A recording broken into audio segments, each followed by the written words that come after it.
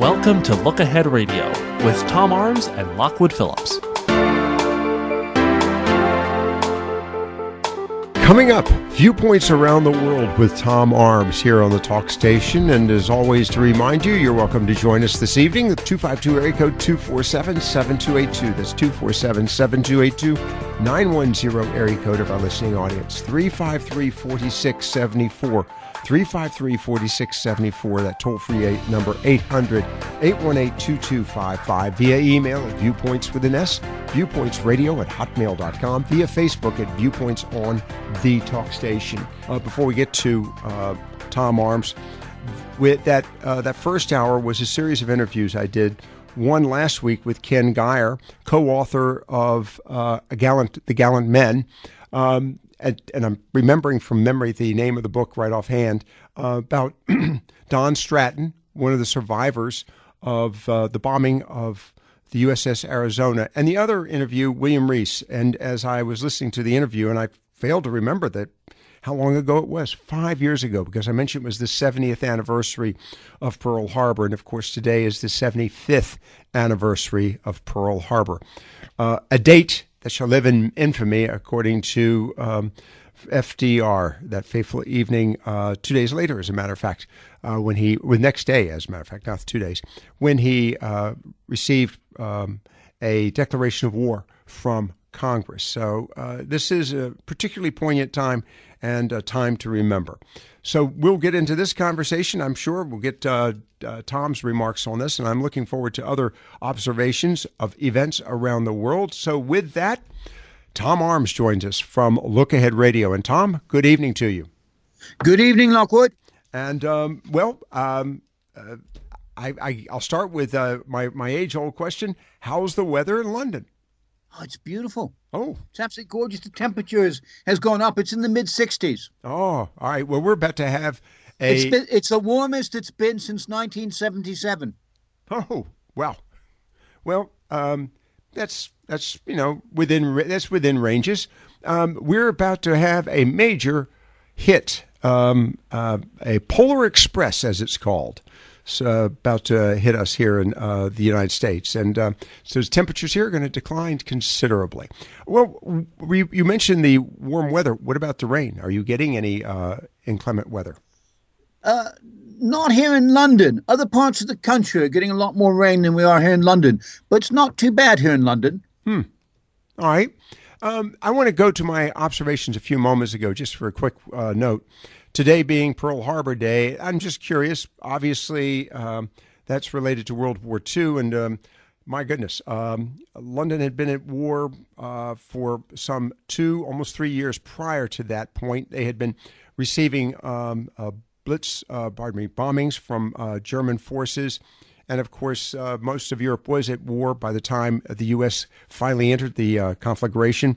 Curious, is there any note in the European press, and by the way, I save anyone from calling, keep in mind that Germany had long since captured, as a matter of fact, taken France, much of Western Europe, and was embroiled in a war with Britain by the time we finally entered the war. But I'm just curious, is there any note about this being Pearl Harbor Day 75 years later? Oh, yes, definitely. And a lot has been made of the fact that, in fact, the Prime Minister of Japan, Abe, and Barack Obama will be visiting USS Arizona. Right.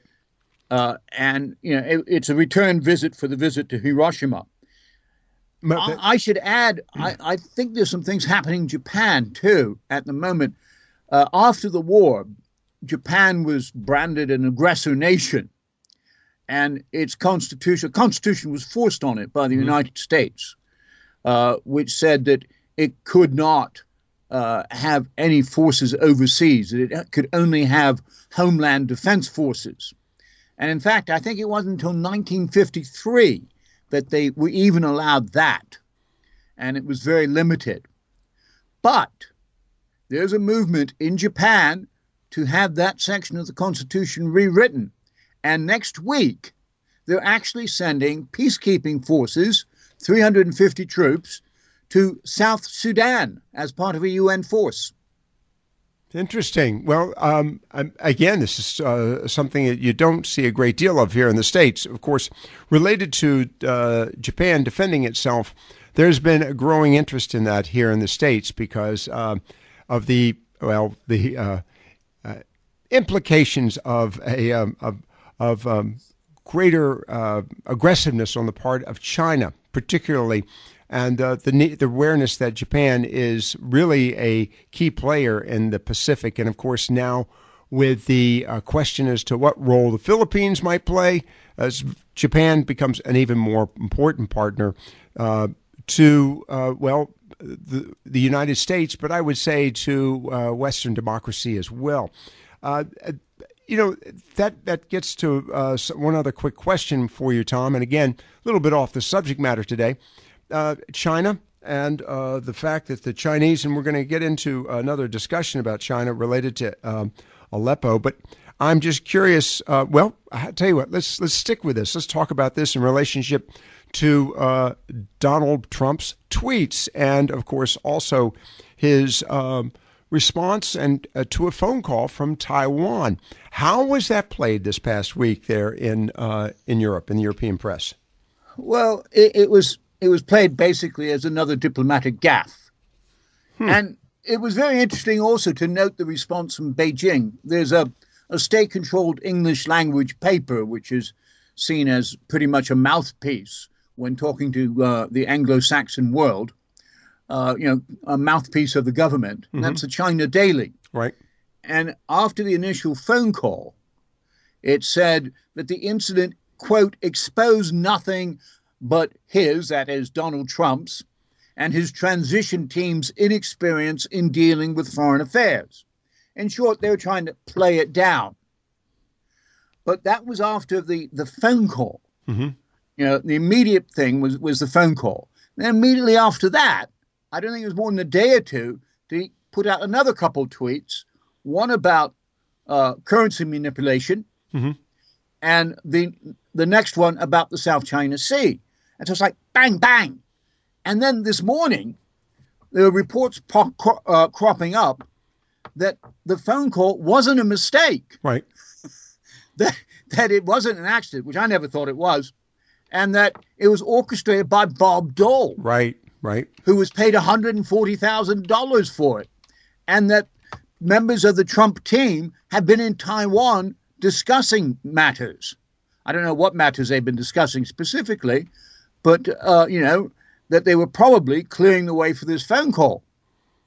Well, I think the Chinese, are they're going to have to respond in some way. I don't know how, but why? It doesn't look good for Sino-American relations. Okay, let's talk about that in relationship to Sino-European relations. And I know that, of course, the United Kingdom has worked diligently to strengthen its financial relations with China. As a matter of fact, you've mentioned that that was a key interest to the former administration there in the UK. I'm curious. Is there no concern about the expansion and expansive actions of of China, and particularly in relationship to? Yes, you mean about South China Sea? Yeah. I mean, no. Of course, they're concerned. Yes, they are very concerned, but it's how it's handled. You don't want to come to. And especially over Taiwan. Well, you don't want to come to a situation where it tips over into a military conflict. Well, and that's what they're frightened of. It's one thing. It's one thing being concerned about the South China Sea, but they're more concerned. That it will tip over into a military conflict. Well, and China has said that there's one thing they will not put up with, and that is Taiwan declaring itself as no longer part of China, right, and going for independence. And they have said that if Taiwan does this, they will take military action. Now, they haven't specified what kind of military action. The United States has a defense agreement with Taiwan. it would be called upon to defend Taiwan. The current president of Taiwan wants Taiwan to be an independent state. All the previous administrations claimed that Taiwan was China. Right. You know, I think you're restating history, and I appreciate that. I just find it interesting. No, I'm not restating history completely. I'm saying that the new president of Taiwan, who was only elected this year, is taking a completely different course of action, and that is that she wants to be an independent country. This has been percolating for quite some time. It is interesting, though, Tom, and I'm intrigued by the concerns related to the president-elect's tweets and his phone calls. He is president-elect. He is not president. It seems to me that his efforts to open doors and get communications before he takes an oath of office is perfectly fine. But this has caught the attention of the European press, and I guess, as I'm hearing that, also the leadership in Europe. All right, we're going to get back to that. I do have to talk to you, and I just want to advise you of this. I've got to ask you about the impact of Chancellor Merkel's remarks related to burqas, the full veils, and the fact that she has decided that this is not something that is appropriate in Germany. A burqa ban in Germany. I find that very interesting. It's political. We'll talk about that in just a moment. Tom Arms of Look Ahead Radio with us this evening, LookAheadRadio.com, and of course, Viewpoints Around the World here on Viewpoints on the Talk Station. The numbers, if you'd like to join us and ask a question, make an observation, 910 area code 353-4674, 252 area code 247-7282, 800-818-2255. And with the Christmas music in the background, we'll find out what's it like during the holidays there in London and in the United Kingdom. Stay with us.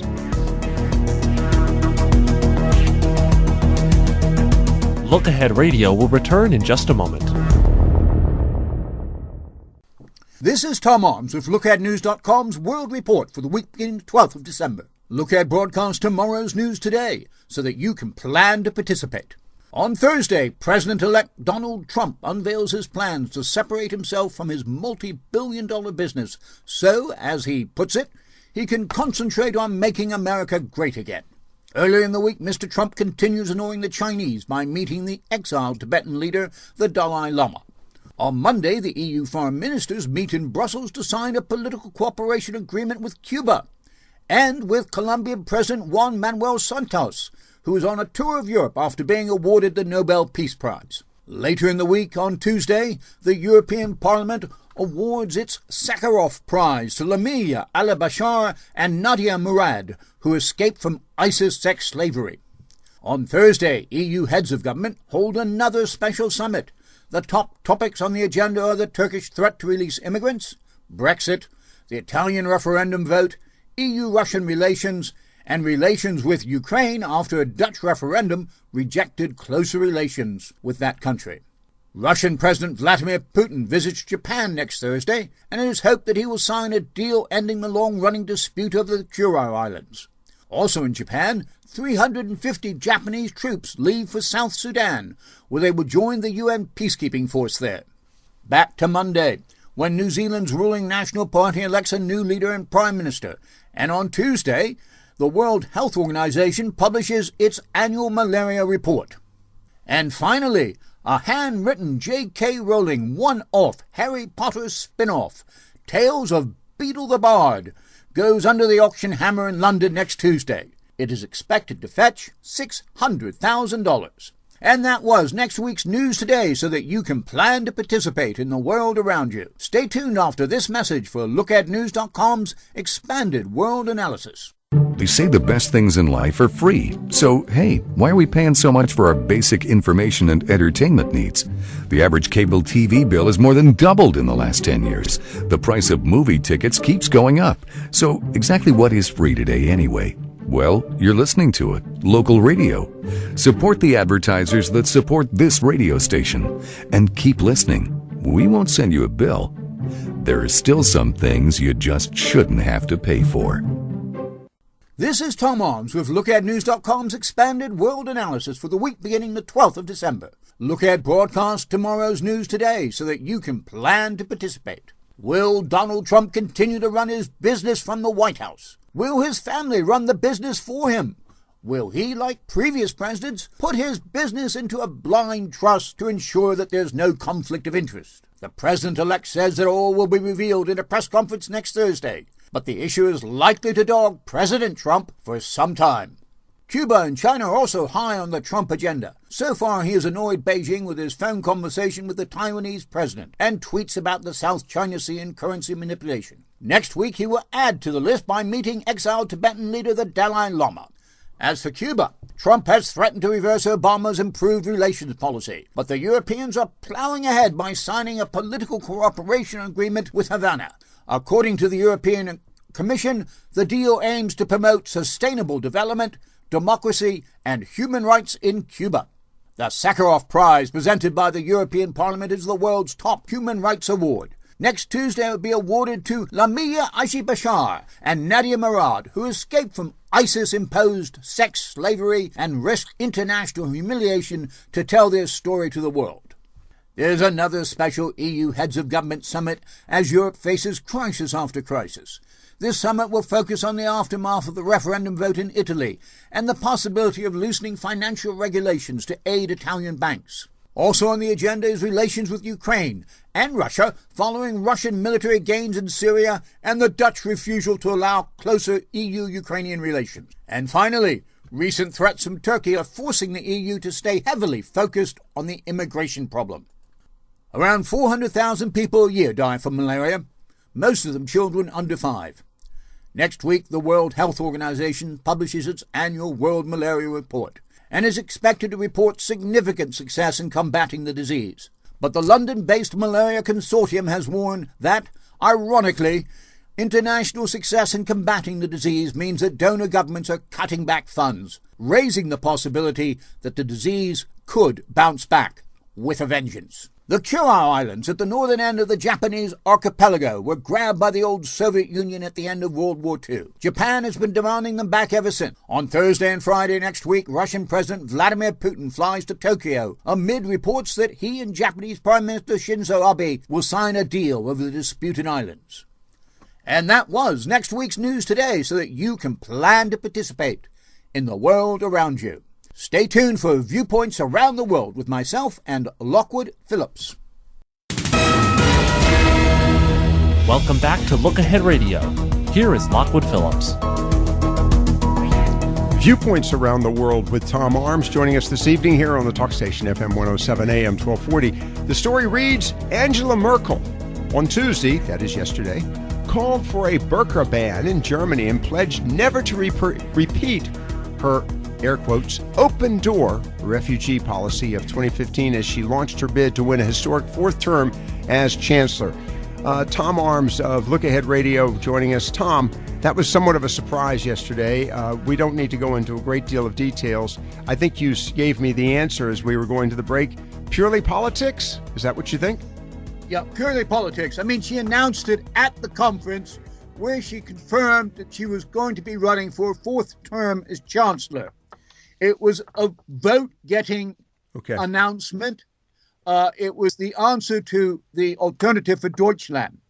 And there's a little caveat she just threw in that she said full face hijabs or burqas would be banned on where it was, quote, legally possible. Okay. All right. So, and that's an important quote because basically she's opening the door to a court challenge with that. All right. You know, it's interesting. That is not the you get into the details in this. Maybe if we get the chance, we'll talk about the coverage of world events and some concerns we have in the States and probably there in Europe as well. And that's related to fake news. But that's very interesting. I want to then segue from her comments there, which, by the way, I just want to reference because it then goes right to Brexit.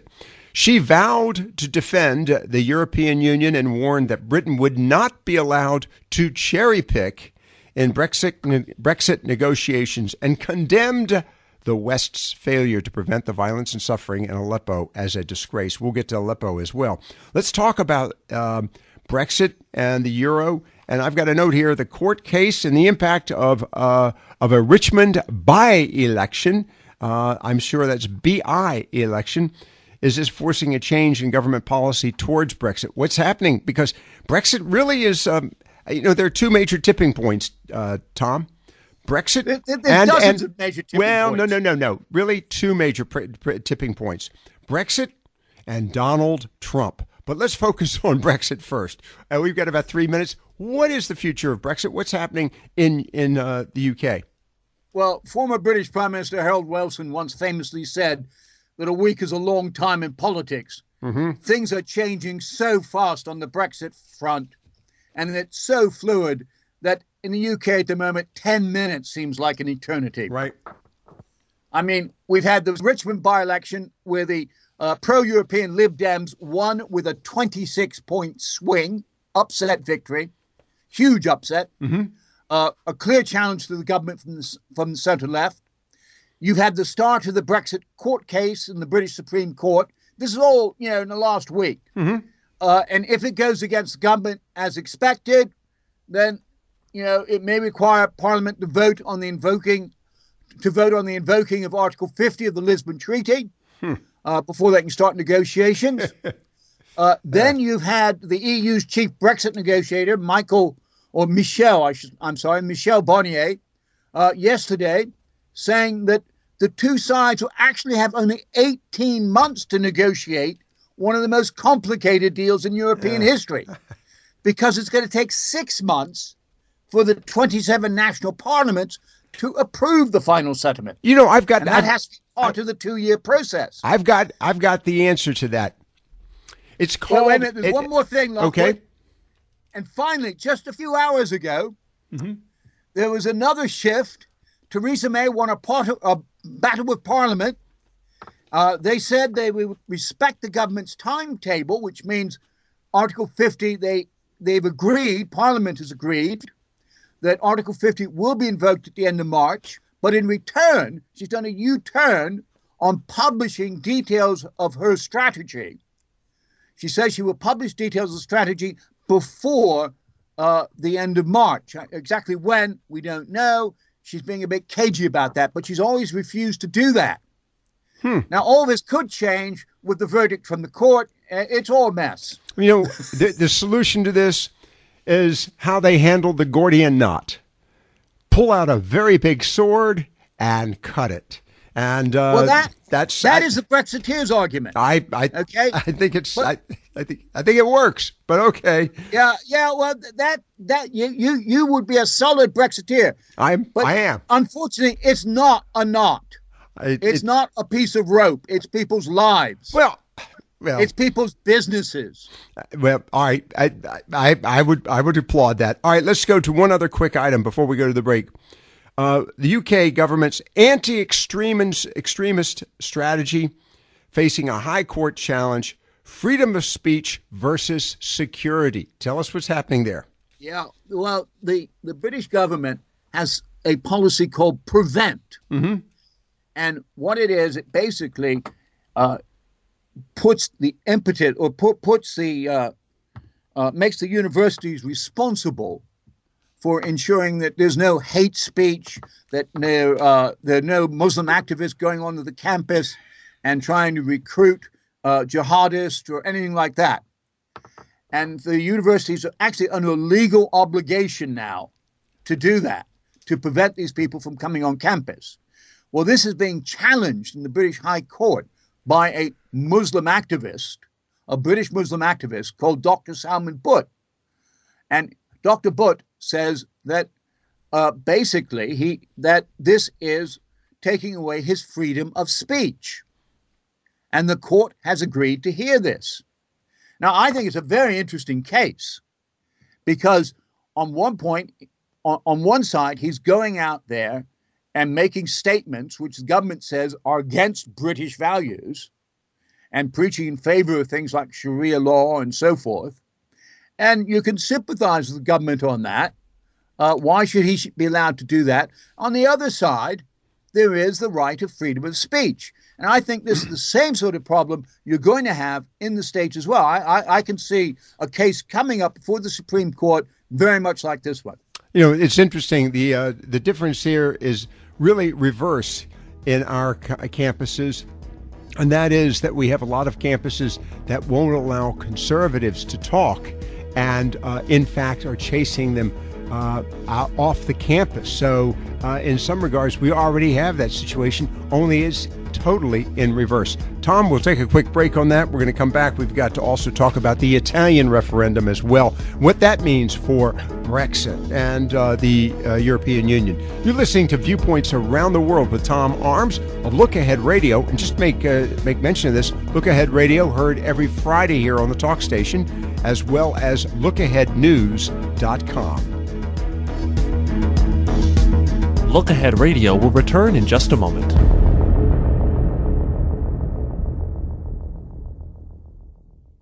Quick, what do these sounds have in common? These are the sounds of geography. Geography helps us understand connections between people and places. But our kids aren't getting enough of it. Half can't locate Japan or India, and 20% can't even find the Pacific Ocean. So we created MyWonderfulWorld.org to give kids the power of global knowledge. Go to MyWonderfulWorld.org to learn more. It's a wonderful world. We now return to Look Ahead Radio. Here is Lockwood Phillips. Viewpoints Around the World with Tom Arms of Look Ahead Radio. Look Ahead Radio heard every Friday afternoon here on the talk station and stations around the world. Seriously. And might add, he's growing his audience, not only in the United States, but in other countries as well.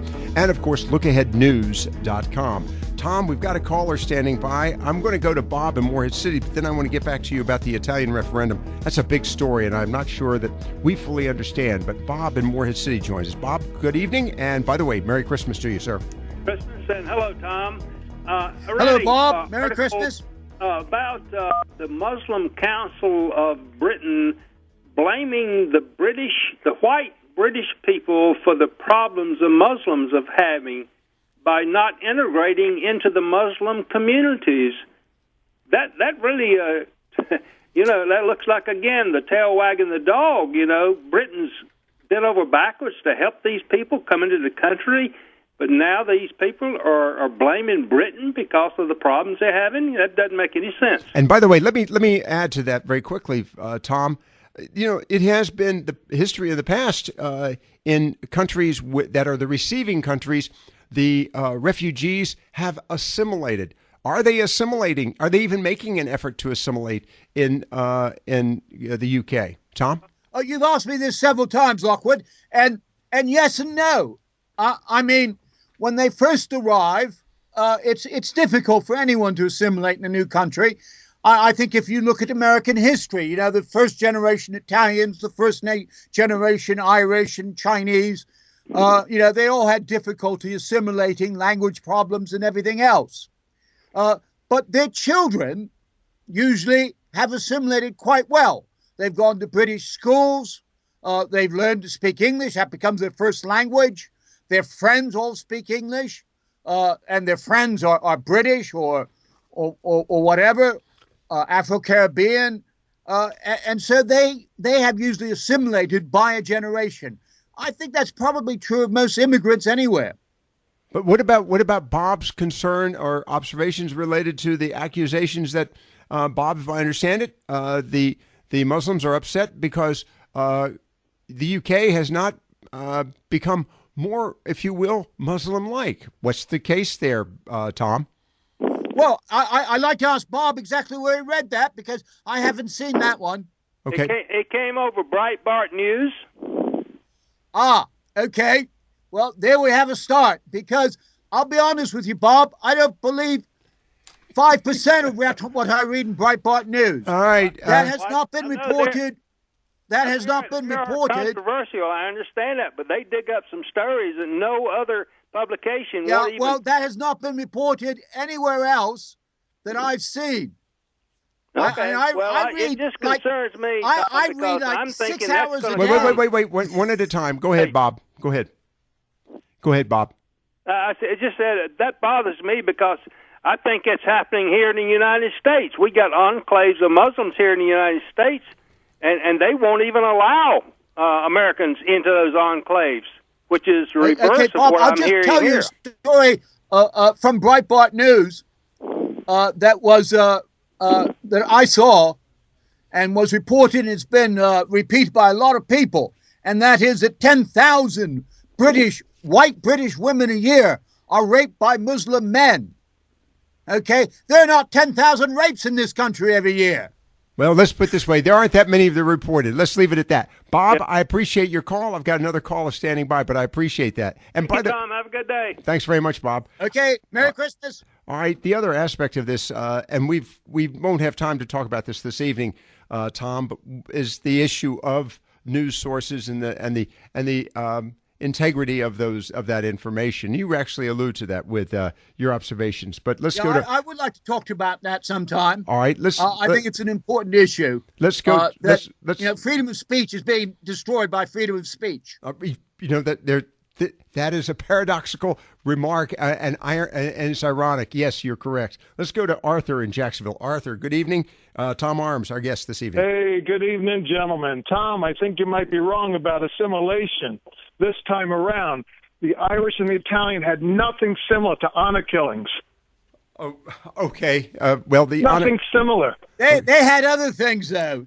Nothing close. I think anyway, if we talk about the Irish, thank you for your report. I do appreciate it. I gotta go. I gotta put on the stove. Okay, thanks very much, Arthur.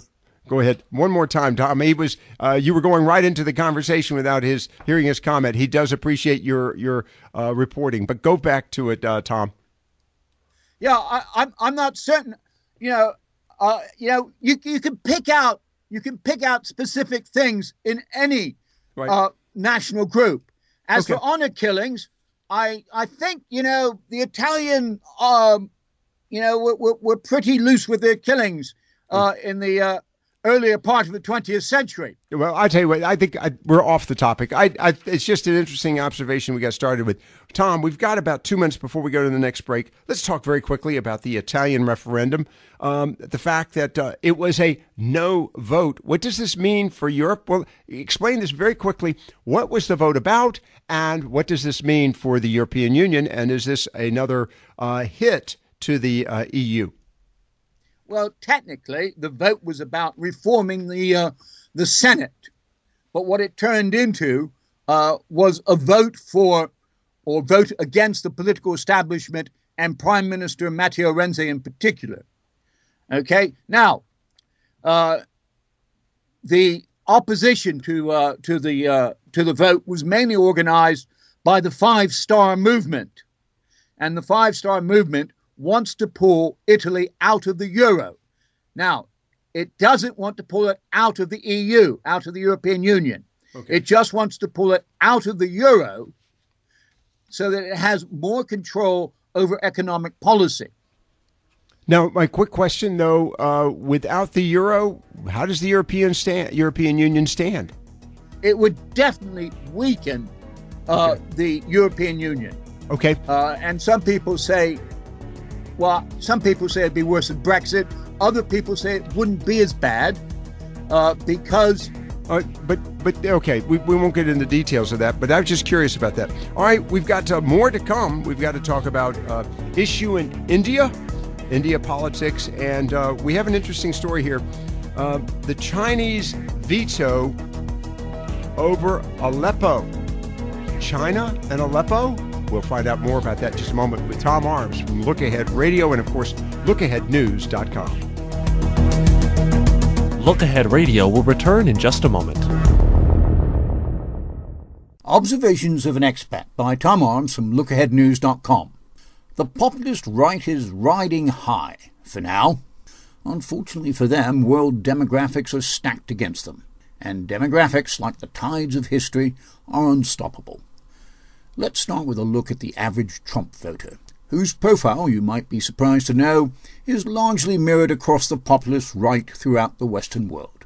According to all the research, the average Trump supporter is over 50, white, lives in a semi-rural to rural setting, and is not college educated. Age is the first factor, And the fact is that conservative views and wrinkles go hand in hand. As we age, we're all guilty of clinging to old certainties through rose-tinted spectacles that look only to the past. Why would the older generation be future-oriented when they become daily aware that the only major event in their future is that second inevitable fact of life, death? The baby boomers have ruled for 50 years. In their youth, they led the sexual and political revolution. In their 40s and 50s, their business acumen peaked and sent profits soaring. But now they're heading for the final exit, and the map of the national demographic is shifting from the baby boomer bulge to a more even distribution across all ages. White? Well, it depends on your definition of white, but in American political terms it generally means of European descent. In the 2010 U.S. Census, 63.7% of Americans described themselves as white and of European descent. However, generally speaking, white American women are not keen on large families. On average, each woman has 1.84 children, which is well below the number required to replace yourself in the demographic firmament. Non-white, which includes African Americans, Native Americans, Hispanics, and Asians, go for the larger families. On average, a non-white American woman has 2.3 children, which is more than enough to replace yourself and then some. According to the Population Reference Bureau, the result is that even without immigration, the non-European population of the United States is set to overtake the Europeans sometime around 2050, if not before. Education is also a factor, and the fact is that throughout the Western world, more and more people are going for a college degree. In 1970, 22% of America's student-age population received college degrees. In 2015, the figure had exploded by nearly 300% to 65%. There are good reasons for this, the main one being that a college education has become a requirement for surviving in an increasingly complex world. But college does more than provide its students with work and life skills. It also introduces them to the liberalizing influences of new ideas, concepts, and people. It encourages them to challenge conservative values in the belief that it is the best way to move society forward. Everywhere in the world, the countryside is the national repository for traditions and conservative values. There's something about having your life governed by the seasons and working on the land that makes you want to cling to the old ways. When the United States was founded in 1776, 90% of the population worked in the farming industries. In 2015, 81% of the American population were urbanites, and the figure is expected to grow for the foreseeable future at roughly 0.5% a year. This is a worldwide trend. Cities are young people magnets. They're drawn by the prospect of exciting, highly paid careers that stretch their imaginations and abilities. And let's be honest, the prospect of easy sex. For many, the urban environment is the natural extension of a college education where they can continue to expand their political and social horizon. So, the demographic deck is stacked against the populist right.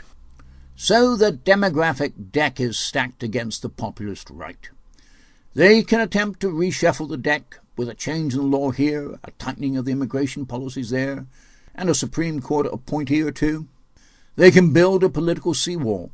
It will hold back the tides for a time, but the waves will keep pounding away, and eventually the walls will succumb to the forces of demography and democracy. Welcome back to Look Ahead Radio. Here is Lockwood Phillips. Viewpoints around the world with Tom Arms. I do appreciate the comment and compliment from Art in Jacksonville, who complimented you, Tom. As you were responding to his request, his comment, he had to leave, but he said, "Thank you very much for your reporting on this." He doesn't necessarily, I gather from his comments, that necessarily agrees with you, but he does listen. And Art and so many of you out there, thank you for listening and for considering the thoughts of what we're discussing. And by the way, not always representing Tom, although at times I think Tom is more inclined to toe the line relative to issues such as the European Union, and we've talked about this in the past. But the important story here, ladies and gentlemen, is we're getting a flavor of what the rest of the world is doing and thinking, and some news at the same time. And Tom, I want to go to the Chinese veto over Aleppo in a moment, but let's talk about the life and death of Jalitha. What does this say about Indian politics? What's happening in India? By the way, the largest democratic population in the world. Absolutely. Yes. And she was the chief minister 4 times for Tamil Nadu, which has a population of 77 million. That's only one of the 29 states in India. Whoa. Tamil Nadu. Wow. And that has a population bigger than that of France. Wow. All right. Actually, 78 million. I'm sorry. Okay. It takes up most of southern India. Okay, but what about the life and death of Jalitha? Well, she was an actress and politician. Okay. First an actress, a sort of Evita-type figure in southern India, complete with a personality cult and good works for the poor, and, of course, charges of corruption. She actually went to prison. She was barred from running for office, and still she managed to circumvent all that and become chief minister 4 times over. And the reason was because she was actually loved.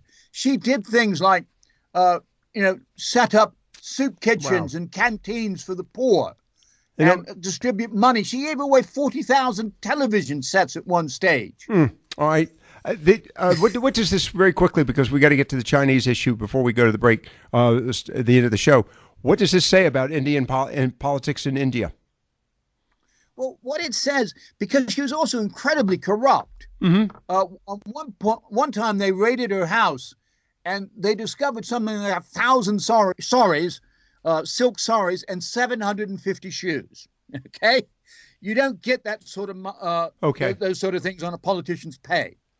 But what it says is that the Indians are prepared to put up with a lot in the form of corruption and personality cults if the politicians deliver the goods. I think that would be true anywhere in the world. Let's go to... I was wondering that myself. Let's go to... The key is they put up with a lot if they get something in return. Right. Let's go to, because we've got about 2 minutes to go, China. Veto over Aleppo? Excuse me.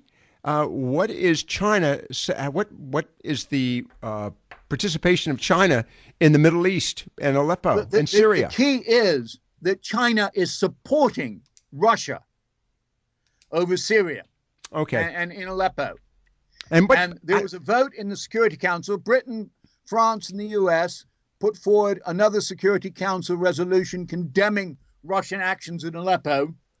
And the Chinese and the Russians, or the Russians and the Chinese, right. Okay, let's go. Let me use their Security Council veto. We've got to block it. We've got a minute to go. Real quickly, I'm going to ask for some quick answers. What does this mean related to the role of Turkey in that conflagration? Is Turkey going to be a major player? Yes or no? We don't know yet. Okay. All right. I then want to wrap it up very quickly. Interesting story about the £5 note there in the UK. Apparently, the vegans are very unhappy about this. Why is that? We've got 30 seconds to go. Apparently, they use animal fat in the plastic that's in the £5 note. And the £5 note is itself plastic, so it lasts longer. Personally, I think it's outrageous. What? Because it's not like they're going to eat it. I mean, they can't touch animals. Well, they put out a petition, though, and 5,000 people have signed it. And the Bank of England says it's going to look into changing it and getting the animal fat out. You've got to be kidding me. Really? Nope, they're going to look into it. Oh, vegans are ruling the earth. Okay, to all you meat lovers out there, stock up. You may not have access to it here much longer. Tom Arms of Look Ahead Radio with us this afternoon.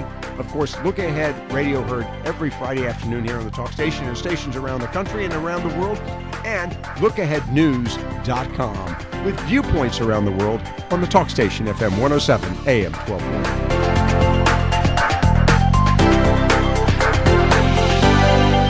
Look Ahead Radio is a production of the Talk Station.